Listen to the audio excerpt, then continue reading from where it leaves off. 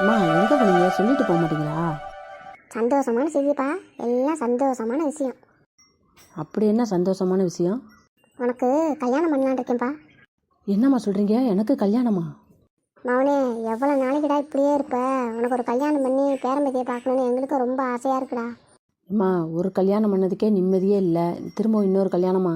பேசாமல் இருங்கம்மா, ஏம்மா வைத்தறிச்சலை கொட்டுறீங்க?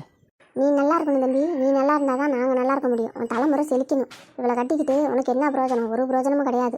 அதனால தான் வேறு பொண்ணு பார்த்துருக்கோம். கல்யாணம் பண்ணி நம்ம தலைமுறை செழிக்கணும், வாழணும். ஏம்மா பேசாமல் இருங்கம்மா, ஏம்மா அப்படி பண்ணுறீங்க? ஏற்கனவே என்ன பாவம் செஞ்சனோ, எனக்கு குழந்தை இல்லாமல் இருக்குது, திரும்ப இன்னொரு பாவத்தை செய்ய சொல்கிறீங்களா? பாவமாவது புண்ணியமாவது, நான் சொல்கிறத மட்டும் கேளு. அட பாவீங்களா, இன்னொரு கல்யாணம் பண்ண போகிறீங்களா? நீங்களாம் நல்லா இருப்பீங்களா? என் வயிறை எரியுதுடா. தம்பி சீக்கிரம் முடிவை சொல்லுப்பா. பொண்ணு வீட்டுக்காரங்க ரொம்ப அவசரப்படுறாங்க. 50 பவுன் போடுறாங்கப்பா. போனால் வராது, பொழுது போனால் கிடைக்காதுப்பா. உடனே முடிவை சொல்ல சொன்னால் நான் எப்படி சொல்லுவேன்? கொஞ்சம் டைம் கொடுங்க. நீ உள்ளே போடி, நான் பொண்டாட்டி மனசை மாற்றிடுவா. அதெல்லாம் முடியாது, முடிவை இங்கேயே சொல்லு. ஏம்மா என் பொண்டாட்டி ரொம்ப நல்லவம்மா, அவள் மனசு தங்கமான மனசுமா, அவளுக்கு துரோகம் செய்யக்கூடாதுமா. தங்கமான மனசு இருந்து என்ன பிரயோஜனம்? கொஞ்சத்துக்கு ஒரு குழந்தை இல்லையே.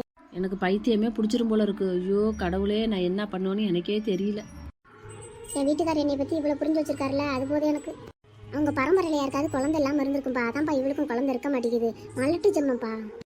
அவளுக்கு குழந்தை இல்லைங்கிறது ஒரே வழி தான். நீங்கள் சொல்லி சொல்லி 1000 வழியை ஏற்படுத்துறீங்கம்மா. பாவம்மா அவளுக்கு தான் பிரச்சனை இருக்குன்னு என்ன நினச்சிங்க? ஏன் எனக்கு இருக்கக்கூடாதா? குழந்தை இல்லைன்னா ஆம்பளைங்களை சொல்ல மாட்டாங்கடா தம்பி, பொம்பளைங்களை தான் இப்படி சொல்லுவாங்க. அவங்களுக்கு தான் இப்படி குறை இருக்கும். நானே ஆஃபீஸ்லேருந்து பல டென்ஷனில் வந்திருக்கேன். நீங்களே டென்ஷன் படுத்தாதீங்க, கொஞ்சம் நேரம் அமைதியாக விடுங்க. சுமதி, சுமதி. என்னங்க கூப்பிட்டீங்களா? ஆமாம்மா, ஒரே தலைவலியாக இருக்குது, சூடாக ஒரு டீ போடுமா.